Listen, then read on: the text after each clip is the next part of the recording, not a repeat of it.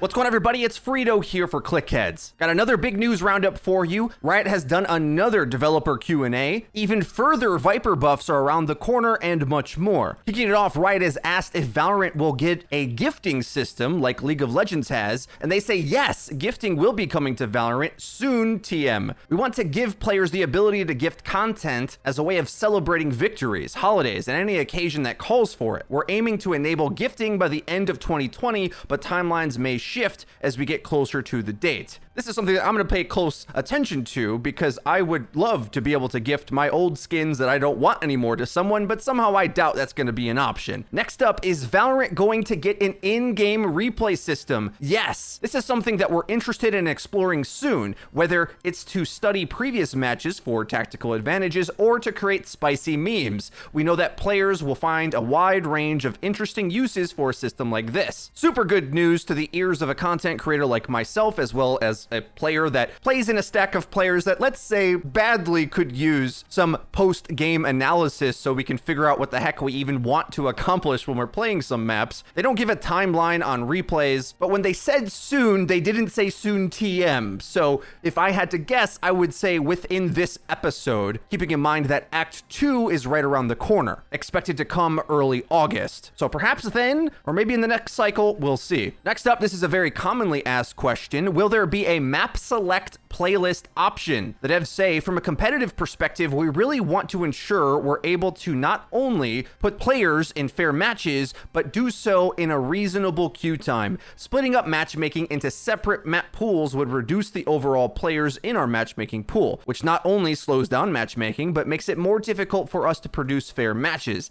Given that, we currently don't have plans to enable map-specific selection for matchmaking. So this is actually a different answer than was given on this subject the multiple other times it's been covered. Another concern that I know Riot has is the fact that, well, they want the players to have to be flexible and play multiple maps, which is a little controversial to tac shooter veteran players' ears, because the idea of specializing strategies on maps is kind of a given in CSGO, but at the same time, you could get to a super high rank one-tricking some off-meta map. Our team was really good at Season for whatever reason, and a lot of people didn't know how to play it, so we gained a lot of rank doing that. But in Valorant, because there's so many more agent abilities you have to think about, perhaps allowing that would make the skill curve a little too sharp. But to counterpoint my counterpoint, maybe that's kind of a good thing. And the more we allow the player base to specialize in maps, the higher peaks of depth that you can find in those given maps. Because if a player or friend group only plays Bind, well, they're going to find all the best niche use cases for even off-meta agents sometimes that might dive deeper into the game than if they have to figure out more generalized strategies for all four maps at any given point. So I don't know, I'm of two minds with it. As always, let us know your thoughts in the comment section down below. Next question, what does Valorant want out of their observing client as it relates to esports? Long answer here, so I'll just summarize some of their main concerns and what additions we can look forward to in the future. They're focused on things like agent locations, what abilities have or haven't been used, what weapons everyone's purchased, and so on. But this next one I think is really insane. Higher end goals that they want is incorporating some real-time data that can unlock a bunch of features for the broadcast as well as like fantasy sports. So I've seen this dabbled in some esports, and of course professional sports, at least where I'm from, you're constantly overwhelmed with graphical pop-ups explaining, you know, how many fourth quarter comebacks Tom Brady has had in his career,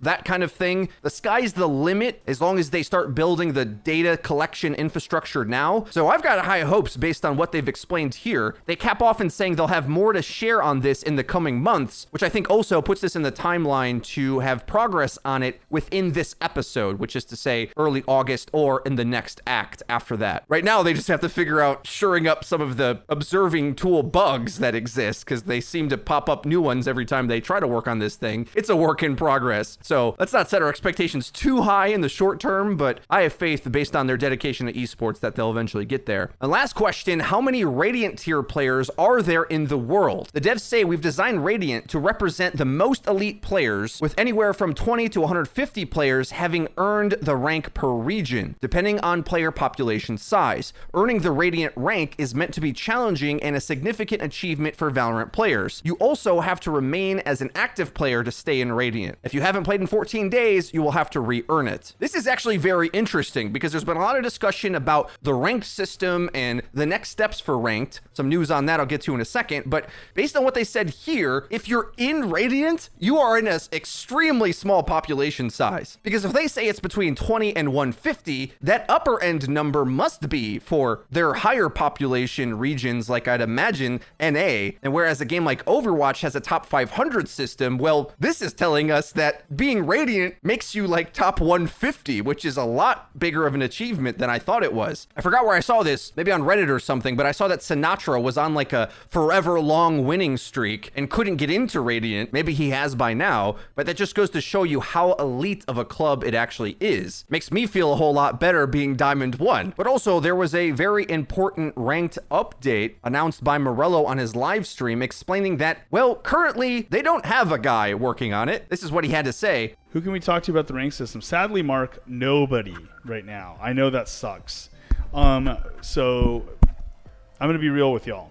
The person who worked on the rank system and from a design standpoint has left the company. Nobody owns the rank system right now. This is a huge problem.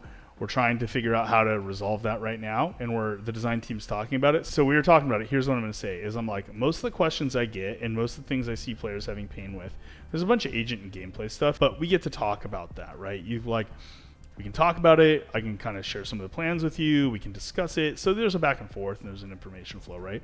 Ranked is like a huge amount of like players have questions or things they want to see or complaints with how the system works.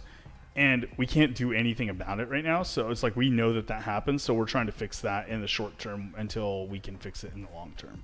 So although we had expected a leaderboard to come through and maybe even more ranked modes coming, they're probably gonna have to fill that position before we see any progress on that. Next up in the news, it was posted on Reddit by Gabriel C55 explaining why the Viper buffs were not enough. There's a very long, elaborate post here, essentially saying that Viper is too slow, clunky, inflexible, takes too long to pick up her smoke, doesn't have similar benefits to the likes of a defensive smoke like Cypher's Cage, which makes noise when enemies go through them, and suggests a few buffs. And Reddit actually responded to this post. Altombre says, Balanced Team has been talking about Viper a lot. Stay tuned. If all goes as planned, there'll be more buffs for her in the next patch. I don't want to share any specific details or hard commit because it's not all set in stone yet, but that's the plan. Now, I generally agree with Gabriel's assessment here, with her biggest weakness being the inability to pick up the pace like other agents can, even defensive ones like Cypher. So we'll see if that's the area they look to buff, which may be as early as even next week, judging by their typical patch cadence. And by the way, if you're enjoying this video, why not hit us with a subscribe? You can click the bell icon so that you get notified directly to your cell phone when our videos go live. We cover these news roundup type videos, but also deep dive character or pro breakdowns, aim guides, everything we can think of. So to make sure you don't miss out, join the notification squad today. Next up, I wanted to talk a bit more about Viper as a concept, as well as continue the conversation about the operator meta and highlight another YouTuber's arguments who has a pretty interesting dissenting opinion on all of it. Anderz TV on YouTube makes statistical breakdown videos, figuring out pro pick rates and really dissecting the performance of different team comps in the metagame, a very valuable resource. And he's made a video essentially saying that the op meta isn't a problem, but instead our approach to what agents we play is. I want to preface that this specific point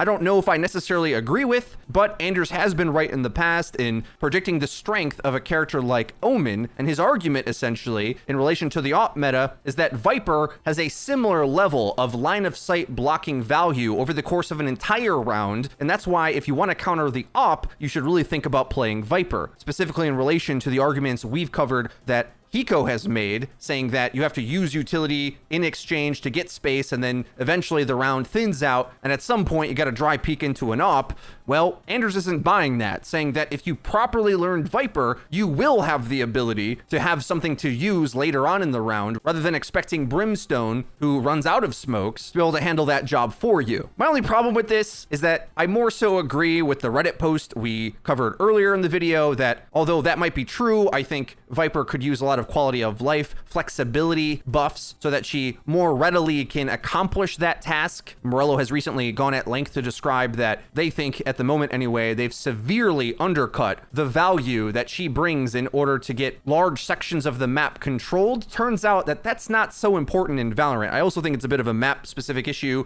Like blocking a line of sight defensively actually isn't required when you have Cypher traps or a slow you can toss around a corner. So Viper's niche to me just doesn't really work. Maybe it would be good against ops. I don't think it's very good against everything else. So once they make it more competitive, I'm looking forward to Viper being a bit more prominent in the metagame. Next up in the news, this is pretty interesting. Riot Games encrypt a message in the Valorant anti-cheat to recruit hackers. We reported in the past that they've been willing to pay hackers to try to break their systems in order to improve it. Well, this is another variant of them trying to fight fire with fire. Hidden inside the code that only really a hacker could find is their Pac-Man system, which has a hidden message that says protected by Pac-Man, a Riot Games product, developed with love by the anti-cheat team. We're always hiring talented individuals. If you found this message, we implore you to take a look at our jobs page and see if anything catches your interest. Pretty funny, and I think another example of Riot's just general attitude with dealing with all manner of issues. And moving forward, we're gonna have some community news now. Here's a Forbes article that interviews Sinatra and finds out that he's actually earning as much as he did now playing Valorant as he did in the Overwatch League. Sinatra was famous for having a $150,000 contract as a rookie, then in his second year going on to win the grand finals as well as earning the league MVP. Then at its highest point, leaving the game and switching over to Valorant. He does admit that although his salary is less playing for Sentinels, because he can gain his own sponsorships, which is something that Overwatch League for various reasons makes it basically impossible for individuals or teams to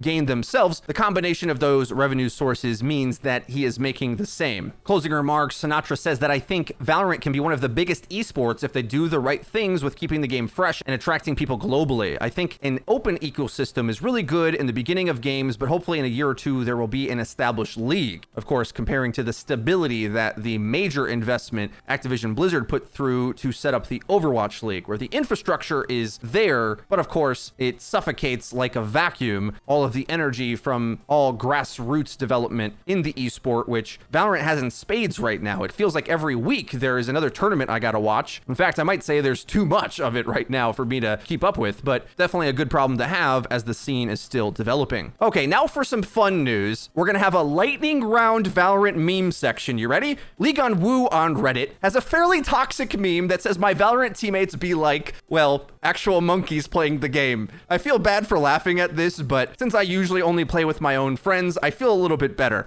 Okay, to redeem myself in terms of player judgment karma, let's reverse it now. Rick76 on Twitter shares an adorable meme that says, when I see another terrible player in Valorant, showing Woody and the spoon thing from that recent Toy Story movie, you're just like me. Trash. I don't know about you, but that gets a hard agree and upvote from me. Okay, maybe that one's not your speed. I know what you come here for. Dating advice. Okay, we got it in spades. A sick on Twitter has us covered saying, oh my god, are you immortal in Valorant? With an entire class of girls turning around to check him out, which is exactly how this works in real life. I mean, just imagine all the girls Wardell and Tens get with how high their KD is in pro play. All right, the cringe is over. To finish off the video, the real Changarang shares off possibly the greatest Brimstone ninja defuse of all time. With 4 enemy players alive, he drops a smoke on top of the bomb and masks himself inside of his own orbital strike, creating enough cover for him to be able to complete the defuse to completion and possibly mask the sound of the defuse. Not exactly sure what was going on with this